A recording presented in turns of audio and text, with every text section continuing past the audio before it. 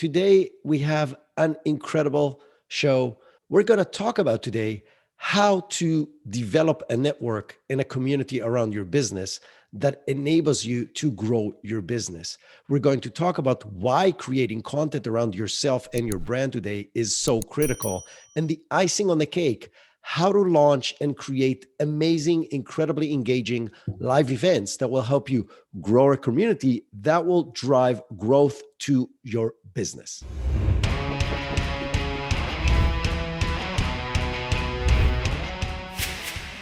Brilliant.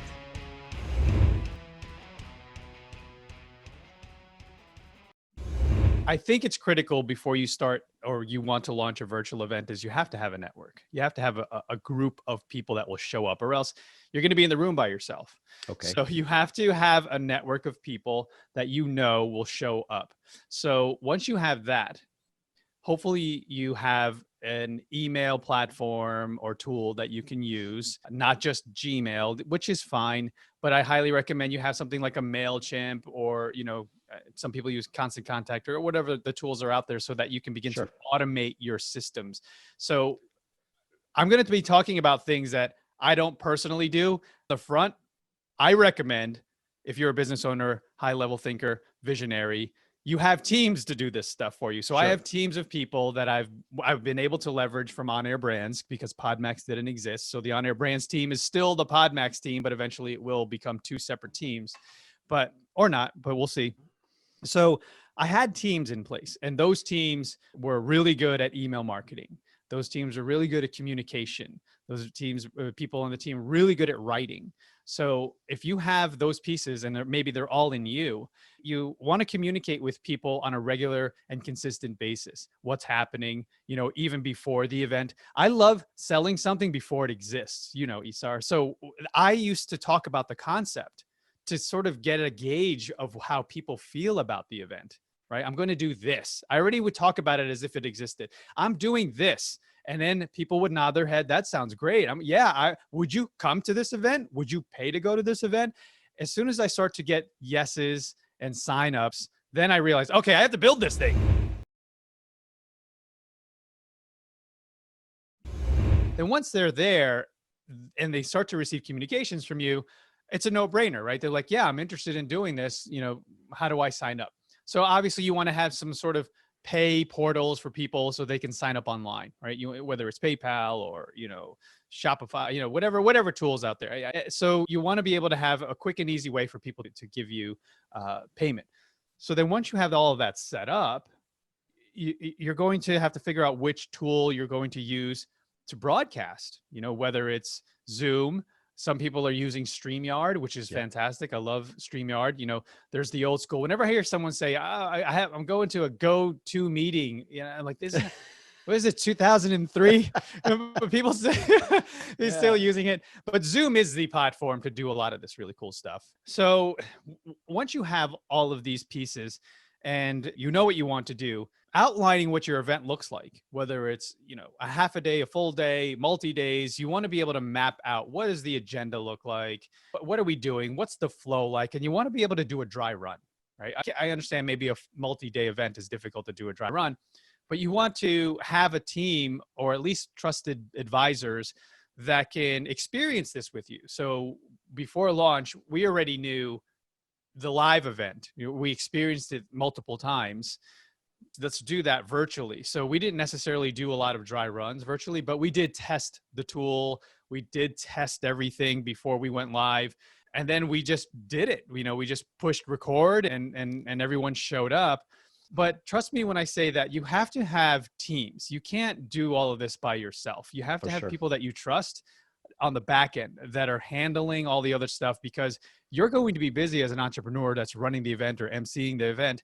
You have other things you're going to be paying attention to.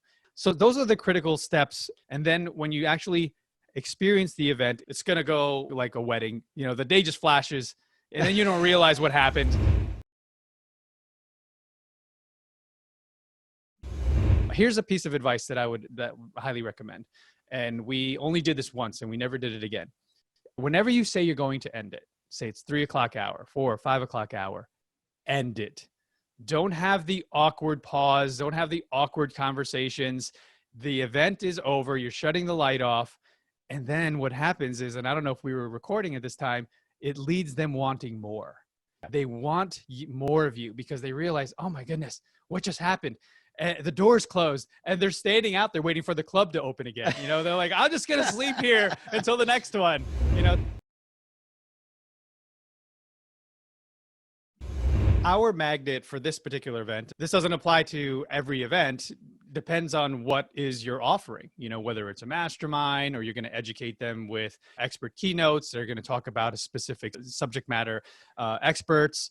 You know, you want to have reasons for people to come into the room, right? So if you can anchor your event, especially in the beginning, with a powerful brand alignment with someone that has a huge brand, as we did with Entrepreneur Magazine, you will get the people. They will come because now they want to be associated with that brand. Yeah. Right. So whatever that is, you know, whether it's a powerful keynote speaker. When we had our live events, my good buddy Matt Faircloth is a titan in the real estate investing community. He's very known in the bigger pocket space. So yes, I would get a ton of people that were interested in being around Matt.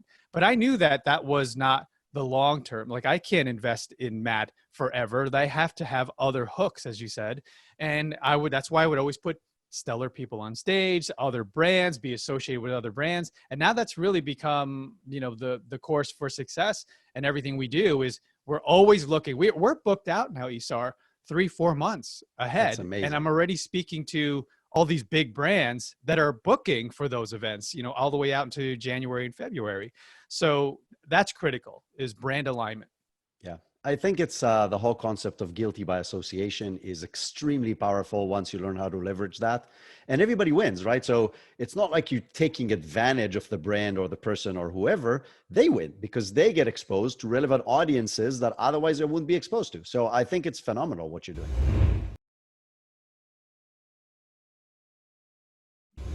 So how did you get the word out that you're doing this thing? Amazing. So good question, which isn't normally asked. People don't realize. So as an investor, you know, I built a network. It was absolutely critical for me to build a network in anything you do, in any business you have. But that especially, I realized it's all about relationships and trust. So over time, I, you know, started to have a massive network, and that really built quickly over time because I got in front of the room. I was able to position myself as a thought leader in that industry in a very short amount of time. I bought a property in less than a year.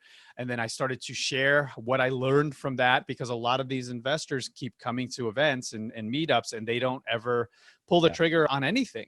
So they were inspired by what I was doing, and I was continuing to do that at the same time, build a creative agency and my personal brand. So they were really fascinated by all of that. And I just continued to share. And eventually I got onto the board of directors. So now I had access to 1,000 people locally, right? So I kept putting that out there, but at the same time, also becoming really close friends with all the thought leaders in the industry. Got it. They have vast networks beyond what I had access to. So over years and time, and I didn't realize this was getting built, you know, on the back end, that when I was ready to launch something, all I had to do was make a few phone calls and send a few emails, and they showed up because they already knew me, they already liked me, and they already trusted me. So, and then same thing, I started to leverage the pillars in the community and their networks, and they would spread it out. So yeah, it grew relatively quickly because of my already existing network. Phenomenal. I want to say something that people that has been listening to me for a while know that I say that frequently. I say that networking is the most important currency of our era. And this is an amazing example of how that works.